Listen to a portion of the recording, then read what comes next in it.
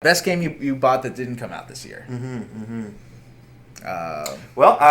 Mine is still kind of within the bear theme, so I'll kick it off with Gears of War 2. It's got a cast of very bearish, sexy men who say often really comedically horrible things throughout the course of the game. I really can't stand Cole. Cole drives me crazy. Oh, yeah. Oh, the Cole train! But surely there is no more testosterone-filled game series than Gears of War 2. And I don't cry much in video games. Like, I was a little emotionally invested when, like Eris died or any JRPG major death or something like that. But there's a scene in Gears of War 2 which made me cry my freaking eyes out because it was so well done. And it came from a game like Gears of War 2 where you run around and just, like, kill bugs. Okay, between Dusty and Ty, who's hotter? Who are those? Dusty's the one with the beard, like the gray beard, and he's got a cowboy hat. And Ty's the one with the, like, Maori-style tattoo, the tribal tattoos. Dusty. Okay. I'd go with Dusty myself, but I'm a Dom kind of guy. Yeah. And this game was like, maybe that's why I like it so much. Is it so Dom-centric? It's a Dom game. Like, the part that makes you cry, it's Dom's story, man. I hear he's single now. No, don't spoiler. Well, I recently got Lost Odyssey for about $10, or $15, I think, which I loved when I played it in 08, because it was just like Final Fantasy on PlayStation era. Yep. New graphics, new story, and amazing music. And it has Gongora in it, which is he's cute. Cool bear, Final Fantasy bear. Yeah. Vampire Collection, Vampire Chronicles. It's Darkstalkers, but it never came out in North America, so it's got the Japanese name only, which is Vampire. Mm-hmm. And it's all 5 games, I think.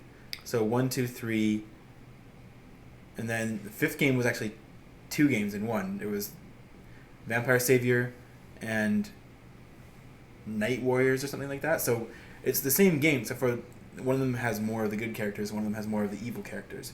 But fortunately, there's an unlock code in the evil game where you can unlock the good characters, so you can have them all in one game, which is a really stupid way to do it. Yakuza, very fun game. Sort of a brawler RPG. Mm-hmm. So it plays like a mix of like Streets of Rage with Shenmue. With a bit of GTA in there, isn't there? There's some sandbox elements to Yakuza. It's like Sega's answer to Rockstar Games. That's what they advertised the first one as, but it's really just more of an RPG. And there's no real gayness to this game. There's a lot of bears though. Mm-hmm. A lot of bears in this game. I will probably do a Yakuza episode at some point. That's in my to-do list. Honorable mention goes to Mario Party Advance. Yeah? I would say. Because I got it this year, and it's impressive that you can host a game from one card, and you can have 4 players playing, and all boards and all characters are unlocked. Advance or DS? Sorry, DS. Yeah. I didn't know there's Mario Party Advance. There is. Oh, okay. But no, DS I mean. Mario Party DS. Okay. Finally, let's get to our best game of the year. Best game of the year. All right. I've got a runner-up and a winner. Runner-up is here, present, and that's Retro Game Challenge. I know, Johnny, you weren't crazy about this, but I'm a retro whore, so anything like remotely Ninja Gaiden-esque or Dragon Quest-esque. It wasn't anything like Ninja Gaiden. It was like those shitty games that, like the first kind of NES and... You never got to the third one, did you? Oh, there's a third one? The third one is Ninja Gaiden. Oh. Yeah, they released... What is it called? What's the name of the fake series? And Retro Game Challenge is a collection of fake NES-type games, and you play as this... What's the name of the guy? He hosts a show in Japan. Yeah. What's that? Game Master Areno? Game Master Areno, and you play him as a kid, playing through all these NES-esque games, and some of them are like RC Pro-Am, some of them are... Yeah, I got stuck at RC Pro-Am because that sucks so hard. I love the classic RC Pro-Am type games. I think they're a lot of fun. And then you get the Dragon Quest one, where it's actually like a full like Dragon Quest RPG compacted into this Retro Game Challenge compilation.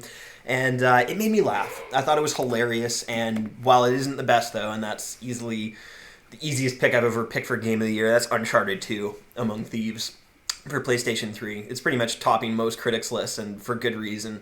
It's I think the Onion AV Club put it best. If a great game is is characteristic of how on top of the game the developer is, it's true that Naughty Dog really is on top of their game, and more than ever now. They might just be the best in the industry at this point. After Uncharted 2, it could be, without using hyperbole, the best game I've ever played. I'll have a runner-up too. that would be Bit Trip Beat, which is just a WiiWare game. Have you heard of it? Seen it? I haven't played it yet. Mm-hmm. It's basically musical Pong, is the best way to put it.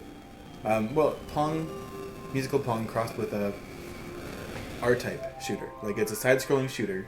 Yeah. Looks like it, but all you have is a little Pong paddle, and then these little squares will come at you, and you have to hit them, or make them bounce off your thing, and but it's all in time. It's all musical, and you have crazy backgrounds going on while this happens.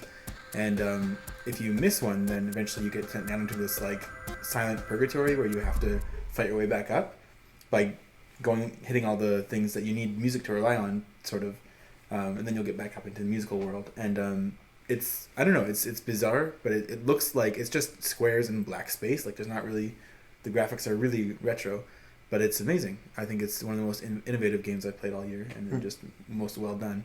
Really good soundtrack too.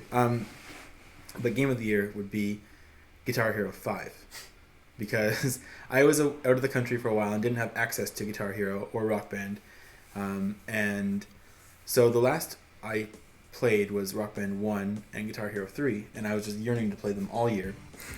And so anyways, I came back and bought 5, and the soundtrack isn't astounding right away, but the good thing is that all the songs are unlocked right away, so you don't have to worry about spending hours to unlock them. Just there's so many innovations that maybe were done in Guitar Hero 4, but I mean, as far as I'm considered, there's so many new things that keep it fresh, like even just guitar playing, which is pretty standard by now. When was the first one? It was like 2005? Yeah, 2005. Well, anyways, they added things like, eventually they added 3-button chords, and then they added like the weird slide pad thing, and they have all that still, but they also have the sustain notes that you have to hold down. You can hold down different notes at different times, which adds a totally new dimension to the gameplay for guitar playing, which makes it a lot harder. I have 2 runners up. I know you're going to say Wii Sports Resort. But oh yeah, Wii Sports. Well, this really is a game masterpiece. You know what? I need a second Wiimote with a Motion Plus, because everything there looks so much fun in 2-player, but when you're playing it by yourself, you just feel sad and lonely. That's the Wii in general. That's the Wii in summation. What? You're by yourself and you're alone. How much is the Motion Plus by itself? $20. Oh, 20. That's it? Yeah, that's not bad. Yeah. No. I think multiplayer. No, it's not. It's not Wii Sports Resort. Okay, I have 2 runners up, and I know that's kind of cheating. One is Flower for $5, I think. Amazing game. Like one of the best games I've played in a long time. Explain Flower. Flower. It's called Flower. You're a corolla of flower petals. You're the wind. Oh, you're the wind. You're the wind. Yeah. And poetic. I never saw it like that. Well, I think that, I don't know. I always saw that you're playing the wind, and you're pushing a petal along, and you breeze by flowers and pick up more petals, and they activate other flowers and start growing this garden. But it's got a story to it, and it has one of the most moving and intense emotional moments in any game I've played in the past year or 2. Without music, without words, without... It has very, very slight music. Okay, but it's a... Yeah, I know what you're talking about. It's great. It's done completely through implications. Runner-up, Street Fighter 4, is... Quickly, why? I really like that it. game sucks. I like playing it. I don't like playing it online, and I don't like playing it 1-player, and I don't like unlocking things. I still haven't unlocked things, but for just playing one-on-one with my friends, it's some of the most fun I've had this year. That's why I'm waiting for the Super one. Yeah. It has more characters, everything's unlocked. Super Street Fighter 4? Yeah. It's back? Oh, God. But it hasn't been a great year for games that I've played, and I haven't played Uncharted. I haven't played Uncharted. I haven't played Brutal Legend. Very key. Brutal Legend's solid. It was not Game of the Year status by any means, but it's solid. But this is much better. Dragon Age Origins, flawed. I didn't like it as much as Fable 2. I will say that right now. I liked Dragon Age a lot. I think it is the game I played the most this year. It's the game I really, really liked in some parts. It had some problems, like there's that whole fade portion where you're going through this magic world, and it's about 3 hours long, and it sucks. It just completely sucks. But it also has the best depiction of gay romance in any game that I've played. So Dragon Age, I didn't like as much as Fable 2.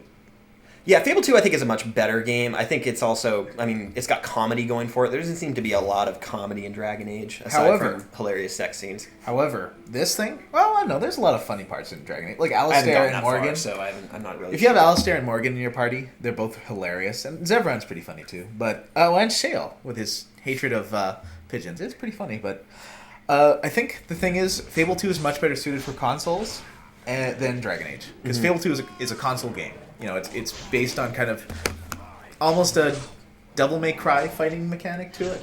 Well, it's a trigger use. Yeah.